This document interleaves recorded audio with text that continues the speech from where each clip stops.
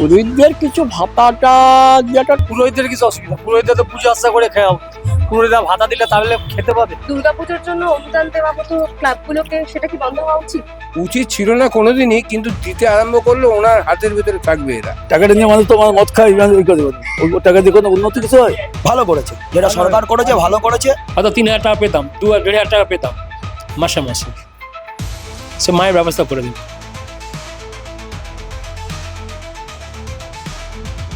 রাজ্যে নতুন সরকার আসার পরেই একের পর এক নতুন নতুন ঘোষণা হচ্ছে। ইতিমধ্যেই ঘোষণা হয়েছে পুরোহিত এবং ইমামদের আগামী মাস থেকে ভাতা বন্ধ। এই বিষয়ে আমরা পুরোহিতদের সঙ্গে অবশ্যই কথা বলবো। তবে ধর্মীয় পরিচয়ের ভিত্তিতে এই ভাতা বন্ধ হলেও দুর্গাপুজো উপলক্ষে সরকারি কোষাগার থেকে যে মোটা অঙ্কের অনুদান প্রত্যেকটি ক্লাবকে এতদিন পর্যন্ত দেওয়া হতো, সেই অনুদান কি বন্ধ হওয়া উচিত? কি বলছেন সাধারণ মানুষ, জানবো। বন্ধ হয়ে যাওয়া উচিত। কেন? ঠিক আছে, ওরা ওটা অন্য কাজে হোক, কোনো দুস্থ সমাজের মধ্যে গরিব দুঃখী দুর্গাপুজো একদম নয়, অনুদান একদম নয়, ফালতু। ওই জলগুলো টাকা দিয়ে পুজো, আগে দুর্গাপুজো হতো না অনুদান ছাড়া। এখন অনুদান দিয়ে আমার মদ খাওয়া আর ফুর্তি করা, আর তো কিছু নয়। মদ খাওয়া ফুর্তি করা এই জন্য কিসের জন্য দেবে? এমনি ভাবে যেমন পুজো হবে ফালতু, ওই 2 লাখ টাকা করে দেশের খরচা করে কি লাভ? টাকাটা তো আমাদের থেকে দিতে হবে। পুরোহিতদের কিছু অসুবিধা, পুরোহিতদের তো পুজো আশা করে খাওয়া, পুরোহিতরা ভাতা দিলে তাহলে খেতে পাবে। আমরা যে শহরে থাকি, আমরা শহরের বাসিন্দা, আমরা না খেয়ে থাকি না। আর যারা গ্রামে গঞ্জে প্রত্যন্ত জায়গায় যারা পুরোহিত, তারাও তো পুজো আশা করে খেত, তারাও তো পুজো আশা করতো। ভাতাতে সংসার চলতে এরকম তো কোনো ব্যাপার না। যা বর্তমান যে 3,000 টাকা দিয়ে যে সংসার চলবে, এরকম তো কোনো ব্যাপার না। খেটে তো খেতে হবে, সে ভাতা পাক চা না পাক, খেটে লোক খেতে হবে। সবাই খেয়ে, মানে মোটামুটি যা বর্তমান সময় সবাই দুমুঠো খেয়ে বাঁচতে পারে। একটা পুরোহিত যদি গ্রামগঞ্জের দিকে, আপনি যে বলছেন গ্রামগঞ্জের দিকে যারা পুজো আচ্ছা করে, যজমান বাড়ি করে, তারা কম করে যদি 50টা বাড়ি যদি তাদের ধরা থাকে, আমি মনে করি যে অটোমেটিক চলে যাবে, তাদের সংসার চলে যাবে। আর ব্রাহ্মণ মানে কি অত লোভ থাকা ভালো না, বুঝেছো ব্যাপার? ভালো করেছে, যেটা সরকার করেছে ভালো করেছে, এটা আমি সাপোর্ট করছি। আগামী মাস থেকে ইমামদের এবং পুরোহিতদের যে ভাতা এতদিন চালু ছিল, ভাতা বন্ধ করে যদি সমাজ উন্নয়ন হয় সেক্ষেত্রে ভালো। আর এই যে দুর্গাপুজোর জন্য অনুদান দেওয়া হতো ক্লাবগুলোকে, সেটা কি বন্ধ হওয়া উচিত? যদি সার্বিক উন্নয়ন হয় তাহলে দুর্গাপুজো বন্ধ করে, যদি সার্বিক উন্নয়ন হয় তাহলে আমরা মনে করি ঠিকই আছে। যে এখন ভাতা বন্ধ করে দেওয়া হলে এটা কি দরকার ছিল? ভাতা পেলে ভালো হতো? অনেকের ভালো হতো, অনেকের খারাপ হতো। ওই যে যারা পাচ্ছে না তাদের খারাপ, যারা পেয়েছে, যারা পাচ্ছে, যারা পেয়েছে তাদের ভালো।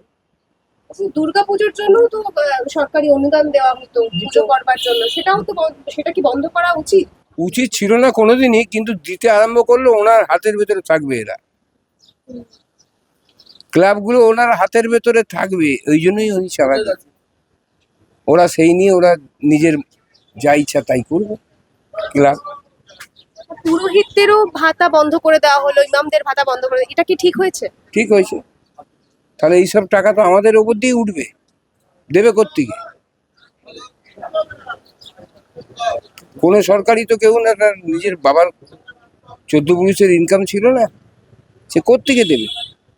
ইনকাম তো করছে, তো ওরা তো পুরোহিত রোজগার করছে, তো দেওয়ার দরকার কি আছে? তাহলে এই যে দুর্গাপুজোর জন্য যে ওটাও বন্ধ অনুদান করে দেওয়া দেওয়া উচিত, হতো, ওটাও বন্ধ করে দেওয়া উচিত। ওটাও বন্ধ করে দেওয়া উচিত। কেন? এমনিতে চাঁদা পাতা এমনি সবই তোলে ওরা, তো খুব দরকার কি আছে? একদম কোনো ক্লাব কিছু দেবে না। ওই টাকাটা নিয়ে কি করে? টাকাটা নিয়ে মানুষ তো মদ খায়, ওই করে দেবে। ওই টাকা দিয়ে কোনো উন্নতি কিছু হয়? একদম না, আমার নীতি। কিন্তু প্রত্যেকটা ক্লাবকে এই যে দুর্গাপুজোর জন্য মানে ঘটা করে দুর্গাপূজাটা করতে হবে বলে দেওয়া হতো যে ভাতা। ভোটে দেবি তো, আমার চাঁদা নেই তো, চাঁদাও নিচ্ছে, ও টাকাটাও নিচ্ছে। পুজো তো চাঁদা তো নিচ্ছে, আমাদের গ্রামে যে আমাদের পাড়ায় যে পুজো হয়, আমরা চাঁদা দিই।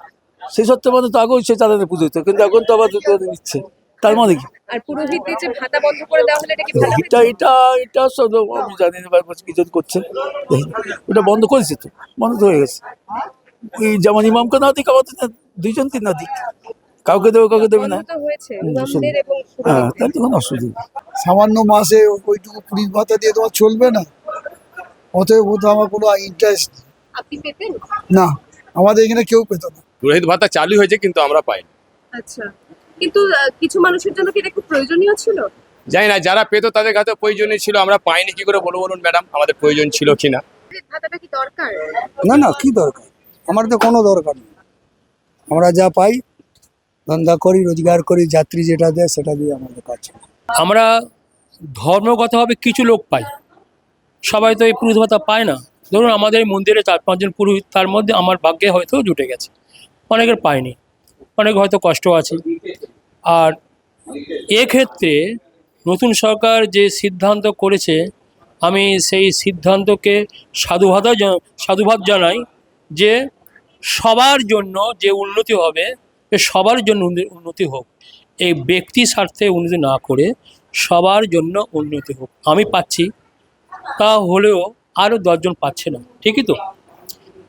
সেই জায়গায় দাঁড়িয়ে বলছি, ধর্মের ক্ষেত্রে বলুন, সামাজিক ক্ষেত্রে যেটা হয় সবার ক্ষেত্রে প্রযোজ্য, সেটা আমি পক্ষপাতী। এবং ওনার যে সিদ্ধান্ত, মুখ্যমন্ত্রীর সিদ্ধান্ত নিয়েছে, আমি সর্বান্তকরণে সমর্থন করি। তাতে কোনো অসুবিধা নেই। হয়তো 3,000 টাকা পেতাম, 2,500 টাকা পেতাম মাসে মাসে, সে মায়ের ব্যবস্থা করে দেবে। দুর্গাপুজোর জন্য আর্থিক অনুদান হোক কিংবা পুরোহিত বা ইমামদের ভাতা, এই ধর্মীয় বিষয়গুলিতে অর্থ সাহায্যের পুরোপুরি বিপক্ষে সাধারণ মানুষ। তারা চাইছেন কোনো রকম অর্থ সাহায্য বা ভাতা নয়, নতুন সরকারের কাছে তাদের চাহিদা শান্তি এবং সুস্থ পরিবেশ এবং সেই সঙ্গে উপার্জনের সুযোগ। ক্যামেরায় রণদীপের সঙ্গে সায়নী, দ্য ওয়াল, কলকাতা।